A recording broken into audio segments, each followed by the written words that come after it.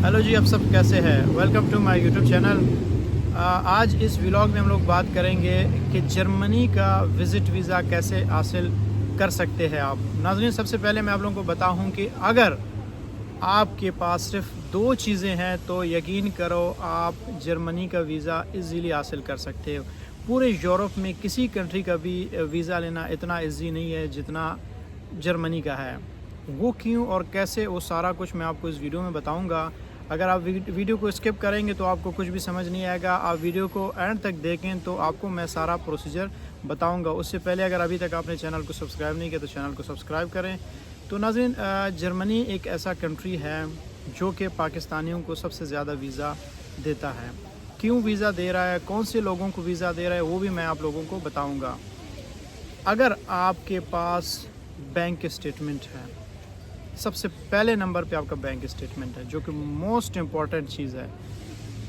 अगर मुझे आज तक जो भी मेरे देखने वाले हैं जो मुझसे कंसल्टेंसी लेते हैं, वो मुझसे जब मैसेज करते हैं, मुझसे बात करने की कोशिश करते हैं, मुझे बताते हैं कि सर मुझे कंसल्टेंसी चाहिए, तो मैं सबसे पहले उससे एक सवाल करता हूँ कि आपकी बैंक स्टेटमेंट कितनी है।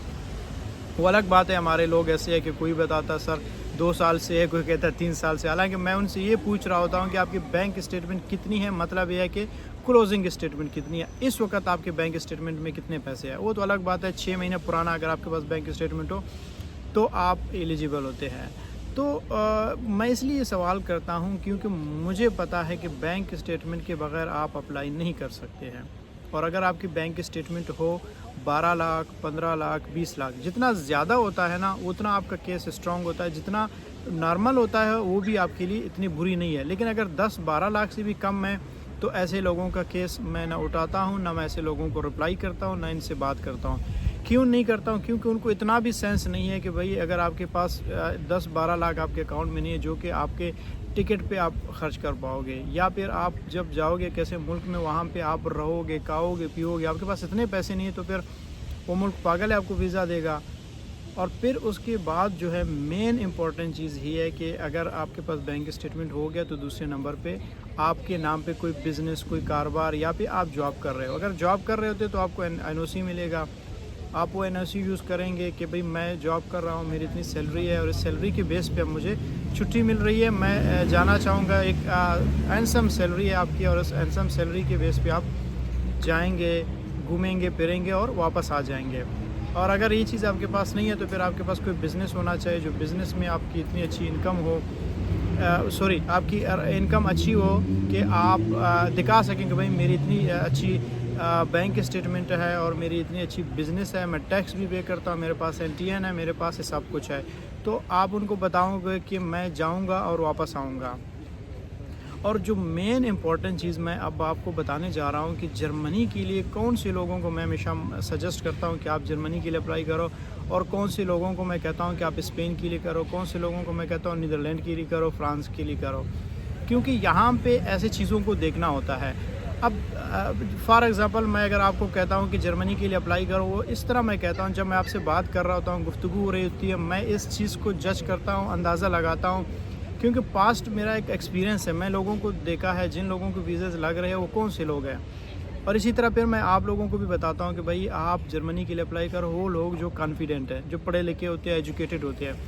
क्यों? क्योंकि जर्मनी का जो एक इंटरव्यू बेस्ड है, वो आपको सामने बिठा के आपसे सवाल करेगा,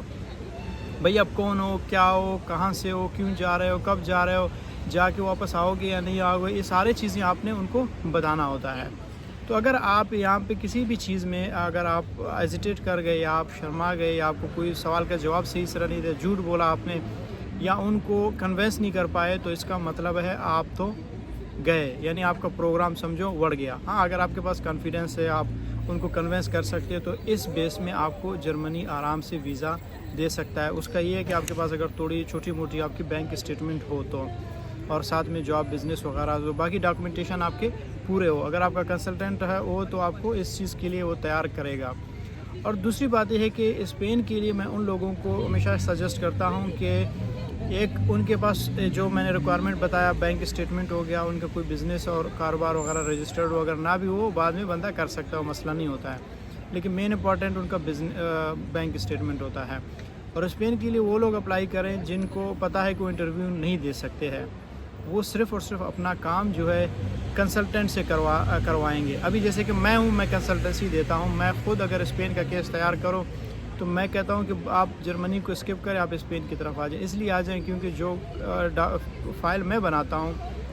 جو کور لیٹر ایک ہوتا ہے میں لکھ کے آپ کو دے دیتا ہوں، وہ کور لیٹر ایک قسم کا آپ کے لیے ایک انٹرویو ہے، یعنی آپ سمجھو آپ کا انٹرویو دینے میں گیا ہوں امبیسی میں، کیونکہ وہ الفاظ، وہ ایکسپریشن، وہ باتیں میں ان کو لکھ کے دے دیتا ہوں کہ میں آپ کے ملک میں آ رہا ہوں، کیوں آ رہا ہوں، کہاں جاؤں گا، کب جاؤں گا، کدھر جاؤں گا، کون سی جگہ خوبصورت ہے، مجھے اچھے لگتے ہیں، اور میں جاؤں گا تو کب آؤں گا، اور جو پیچھے جو آپ کے فیملی ٹائز وغیرہ وہ ساری چیزیں مجھے پتہ ہے کہ ان کو کیسے کور کیا جاتا ہے، کیسے اس کو لکھا جاتا ہے، کیسے ان کو بتایا جاتا ہے، کیسے ان کو کنوینس کیا جاتا ہے، کیونکہ اسپین میں زیادہ تر لوگوں کے جو ویزا ریجیکٹ ہوتا ہے وہ ان کے پرپز آف وزٹ کی وجہ سے ہے۔ وہ پرپز آف وزٹ اگر میں صحیح سے ان کو بتاؤں گا تو یہاں پہ آپ کے ایکسیپٹنس زیادہ ہوتی ہے۔ اور تیسرے نمبر پہ آتا ہے فرانس۔ فرانس کے حوالے سے بھی میں اسی طرح جب بات کرتا ہوں تو میں کہتا ہوں بھائی آپ ان لوگوں کو میں مشورہ دیتا ہوں، سجیسٹ کرتا ہوں جو کہ وہ ریلیجیسلی ان کو پاکستان میں کوئی مسئلے ہے، کوئی پرابلمز آ رہے ہیں، چاہے وہ کسی بھی جگہ پہ ہو، کیونکہ فرانس ایسا کنٹری ہے اس کا آپ کے ساتھ تعلقات اچھے نہیں ہیں، وہ آپ لوگوں کو اپنے خلاف سمجھتا ہے۔ تو جب وہ لوگ جو کہ پاکستان کے اندر رہ کے ان کو تھریٹ مل رہی ہے، جیسے افغانی ہو گئے یا کرسچن ہو گئے، ہندوز ہو گئے وہاں پہ، یا ہمارے جو باقی لوگ ہیں جو ایتھیسٹ وغیرہ ہوتے ہیں، یہ لوگ اگر اپلائی کریں گے، یہ اپنے کور لیٹر میں یا پھر انٹرویو میں جو بھی ہوگا یہ ان کو بتائیں گے، تو ان کے چانسز فرانس میں بہت زیادہ ہائی ریشو کے ساتھ ان کو ویزاز مل رہی ہے، یا پھر آپ فیملی کے ساتھ آ رہے ہیں ان کے لیے بھی بہت اچھی ریشو ہے۔ اور اس کے بعد سب سے جو بیسٹ میرا اس وقت فیوریٹ چل رہا ہے نیدرلینڈ اور آسٹریا۔ دونوں کنٹری ایسے ہے کہ اس وقت دونوں کی ریشو بھی بہت اچھی ہے، زبردست ہے، اور ان دونوں کو میں بالکل سپورٹ بھی کرتا ہوں، اور میں آج کل لوگوں کو یہی کہہ رہا ہوں کہ آپ لوگ ان دو کنٹریز کی طرف جائیں، اس لیے جائیں کیونکہ یہ دونوں ایسے کنٹری ہے، یہ بالکل نیوٹرل ہے۔ یہ اگر دیکھتے ہیں صرف آپ کے ڈاکومنٹیشن کو دیکھتے ہیں، آپ کی کور لیٹر، آپ کی باقی جتنے بھی اگر اوریجنل ہے، اتھینٹک ہے، کنفرم ٹکٹ آپ نے لگایا، ہوٹل بکنگ آپ نے لگایا، آپ نے اپلیکیشن صحیح سے فل کیا ہوا ہے، اور آپ نے ٹریول پلان اچھا دیا ہوا ہے، چھوٹا موٹا آپ نے بینک اسٹیٹمنٹ دیا ہے، بزنس دیا ہے، تو وہ آپ کو ویزا جو ہے آرام سے دے دیتا ہے۔ تو یہ وہ کنٹریز ہے۔ اور باقی اگر ورک پرمٹ کے لیے اس کی میں تو سب سے پہلے آپ لوگوں کو بتا دوں کہ اس کی کنسلٹنسی تو میں نہیں دیتا ہوں، لیکن اگر آپ لوگوں نے اپلائی کرنا ہے اس میں سب سے زیادہ اس وقت لگزمبرگ کے پاس ہو رہے ہیں پیپرز، تو اس کے لیے بھی آپ اپلائی کر سکتے ہو خود سے، وہ بھی کسی کنسلٹنٹ یا کسی بندے کے پاس جانے کی ضرورت نہیں ہے۔ تو ناظرین، یہ آج کا ویڈیو جو میں نے بتایا ہے، تو میں نے کہا چلو آج اپنے کلائنٹس کو یا ویورز کو یا ناظرین کو یہ چیزیں ڈفرینشیٹ کروں یا کچھ چیزیں ریالٹیز ان کو بتا دوں، تاکہ آئندہ اپلائی کرنے کے لیے وہ ان چیزوں کو اپنے مد نظر رکھتے ہوئے وہ ایک کنٹری کو چوز کریں اور اپلائی کریں۔ تو اگر آپ لوگوں کو ہماری کنسلٹنسی چاہیے تو آپ لوگ فارغ کنسلٹنسی فیس بک میں بھی سرچ کر سکتے ہو، وہاں پہ بھی آپ لوگوں کو ملے گا، تو وہاں سے آپ مجھ سے کنٹیکٹ کر سکتے ہو، ہمارے ٹیم سے کنٹیکٹ کر سکتے ہو، نہیں تو پھر میں ڈسکرپشن میں بھی اپنا نمبر دے دوں گا، وہاں سے بھی آپ اپنا فائل بنوا سکتے ہو ڈائریکٹلی مجھ سے۔ تو ٹھیک ہے، اگر میں ایک ایسا کرتا ہوں کہ میں جو بندے میں نے رکھے ہوئے، ٹیم رکھا ہوا ہے، وہ آپ لوگوں کو اپوائنٹمنٹس بھی لے کے دے دیتے ہیں، اور ساتھ میں ہی آپ لوگوں کو گائیڈ کرتے ہیں کہ میں اس وقت کہاں ہوں، کیا کر رہا ہوں، تو کب تک آپ لوگوں کو یہ چیزیں میں کروں گا۔